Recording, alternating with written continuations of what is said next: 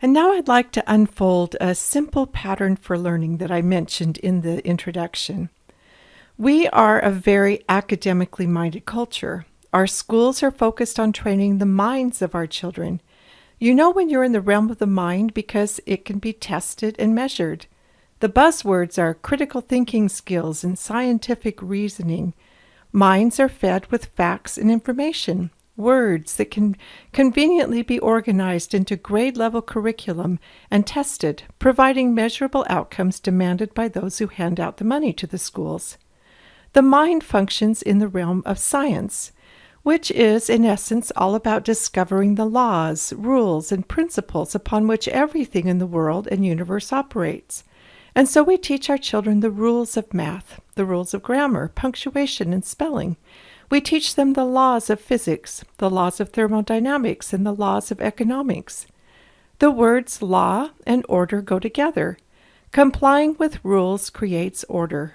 If you've ever traveled to a foreign country where there are no traffic laws, you know how chaotic and dangerous it is to drive. On the other hand, scientists who gaze out into the universe are struck with awe at the perfect order, harmony, and majesty of galaxies and stars and planets, all abiding the laws within their respective spheres. There are also principles and laws by which civilizations prosper and flourish. Our liberty is in law. Even happiness is governed by law. Law is a good thing. Which is why it puzzles me when I've heard of students asking their teachers why they have to learn all the rules, and the teacher responds, "You have to learn the rules so you can break them." Throwing out all the rules seems to be the hallmark of our generation. Just do whatever feels good. We have millions of little girls singing, "No right or wrong, no rules for me, I'm free. Let it go."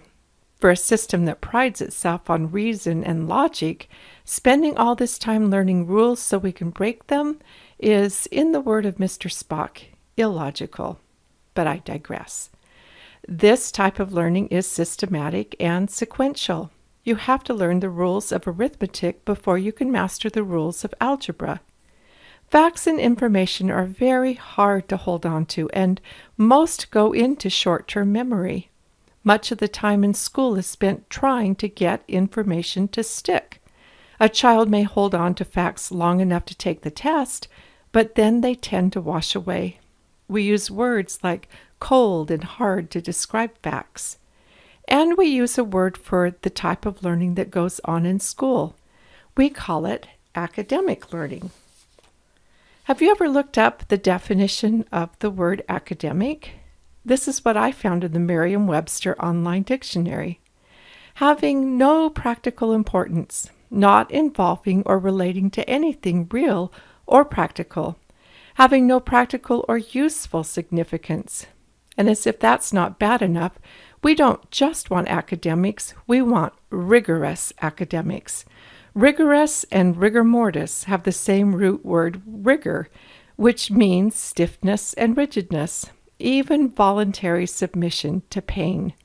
We use painful words like drilling facts into kids. And we want to extend the academic year and start academics at younger and younger ages. Remember what Aristotle said over 2,000 years ago? Educating the mind without educating the heart is no education at all. Plato also understood all learning is based in emotion. The heart is what pumps life into the brain. A person is still alive as long as the heart is still pumping, even if brain waves have ceased. But a brain cannot function without the heart. Yet here we are cutting the heart out of education. The heart is fed with feelings, impressions, and images, which are delivered by the arts, which include music, pictures, poetry, and story. The heart is the realm of the imagination. This stage of learning is all about desire, of warming and opening the heart. As Dr. Rich Melheim writes, the brain is filled with gatekeepers designed to keep information out. You have to open the kid before you open the book. These gatekeepers respond to pleasurable experiences which the arts provide. When you get to the emotional centers, the gates of intellect fly open wide. Learning in this stage can be random and spontaneous because impressions made on the heart go into long-term memory and are held onto long enough to connect and interlace with other impressions. If a fact can be connected to something the heart cares about, it places the fact in long-term storage. Cutting out the heart is not good. Studies reveal emotional well-being of college students is at the lowest level in 25 years. Over half of college students in one particular study reported severe feelings of hopelessness and despair. Half. And in the job market, as one employer put it, they're getting lots of resumes from hopeful engineers, but what they're looking for and not finding are engineers with personality. These are symptoms of heart problems arising from our neglect of the heart. The final part of this pattern is not allowed in our schools. Spirit. I was reading an old 1900 chemistry textbook, and it talked about the elements the ancients identified: air, water, earth, fire, and the fifth was an element they could sense was there but couldn't quite put their finger on it. It was a spiritual element, and they called it ether. In the spirit of scientific inquiry that tests and measures only that which you can see and handle, the fifth element was dropped along the way. Yet we still hold on to the word ether in the word ethereal, which means something heavenly or celestial, something of another dimension, something higher than us. The Spirit is like a spiritual sunshine to us. It is inspiration. To be inspired means to take in spirit. It requires our faith to believe in its existence because you have to believe in something you cannot handle or measure. It is the same evidential demands of scientific inquiry that keeps talk of the spiritual out of our schools. I can't see the wind either or hold it in my hands, but I can see it moving the leaves on the trees and can feel it blowing on my face. If we've not felt it ourselves, we can still see the Spirit's effect in the lives of others. We recognize its presence by its fruit: joy, peace, love, kindness, gentleness. The Spirit, or light, is a creative force. It tends to lift, expand, and multiply, and everything created under the influence of the Spirit yields joy, peace, and love. It is the Spirit that gives understanding to our learning. The architect who loves the beautiful and learns the skills of building under the influence of the Spirit will create structures that are not only functional, but which inspire the heart with beauty as well. The businessman who loves fairness and people and who learns the rules of success under the influence of the Spirit will create businesses that will bless and bring joy to many lives. Michelangelo, whose heart loved the beautiful and who mastered the skills of painting and sculpture, wrote, "My unassisted heart is barren clay." He knew the source of his inspiration and genius. But the Spirit cannot create something from nothing. Rather, it organizes the raw materials we gather through our learning and turns it into a usefulness.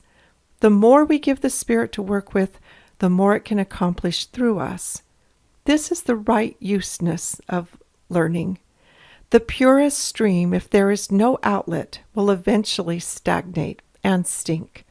The purest knowledge and desires with no outlet, with no righteousness of them, will eventually rot, just like our friend Paracelsus learned in the Sandcastles talk I share in this section.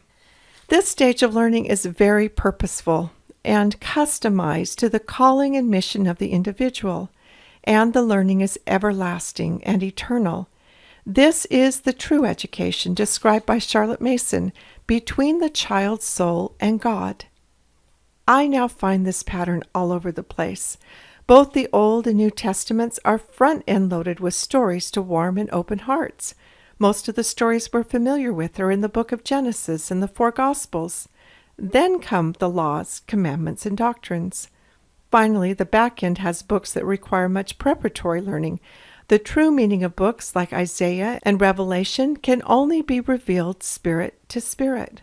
John the Baptist's role was to warm and open the hearts of the people so they would be prepared to receive Jesus, who taught the law of the gospel in preparation for receiving the Holy Ghost, whose role is to teach all things which we should do. I also notice the first commandment is to love, not to obey. Obedience is second. The desire for the good and the beautiful, along with obedience to correct principles, will create not only heaven on earth, but heaven in the world to come. I see the pattern in history. The ancient Greeks were known for their love of beauty and the arts. The Romans, their love of law and justice. And then came Jesus, who taught of a spiritual kingdom. I see the pattern in nature. The seed that is planted in the ground will not begin to grow until the ground is warmed. And much of that first growth is in developing a strong root system. Without the root system underground, unseen to the eye, the plant will never grow long enough to flower. The stem will wither and die. The flower alone contains all the seeds with which to multiply and replenish the earth. I see the pattern in music. The heart is the melody, the mind is the rhythm or beat, and the spirit brings in all the harmonies. You cannot harmonize a beat by itself. And I see it in the development of us as human beings. The heart develops before the brain within the womb, and emotions develop before the intellect outside the womb. The first 8 years in particular are reserved by nature for tending to the heart, when a child's heart is open to impressions and feelings because the mind is not yet too cluttered. To me, an ounce of morning is worth a pound of afternoon where inspiration is concerned. Inspiration comes to me in the very early morning hours, often before the sun comes up, when my mind is uncluttered. Childhood is the early morning of life. So how does this pattern apply to learning? I would suggest don't attempt to teach any principle, doctrine, or academic subject until you have sufficiently warmed and opened the heart. Leonardo da Vinci wrote, "Study without desire spoils the memory, and it retains nothing it takes in." And Plato also knew, "Knowledge which is acquired under compulsion obtains no hold on the mind." Front-end load the learning experience with story, rhyme, song, images, and love, and then make sure you leave room for the Spirit to do its work. When you ask all the questions and structure all the learning, you interfere with that individualized, customized spiritual learning experience. Like Saint Exupéry advises, when you want to build a ship, do not begin by gathering wood, cutting boards, and distributing work, but waken within the heart of man the desire for the vast and endless sea. Take away the spirit, take away the heart, and all that's left is purely academic.